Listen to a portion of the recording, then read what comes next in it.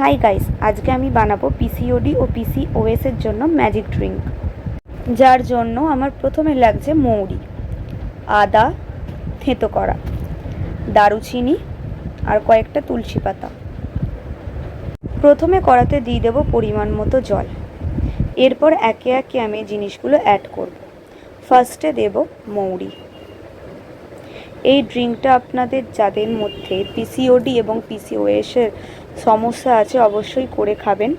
এটা খুবই উপকারী এবং এটা পেটের যে মেদ ওটা ঝরাতে সাহায্য করে। মেন চর্বি বা মেদ জমেই তো বেশি এফেক্ট করে পিসিওডি এবং পিসিওএসে, তো এটা ঝরাতে সাহায্য করে। এই ইনগ্রিডিয়েন্টসগুলো হেলথের পক্ষেও খুব ভালো। তারপর আমি দেব আদা কুচিটা,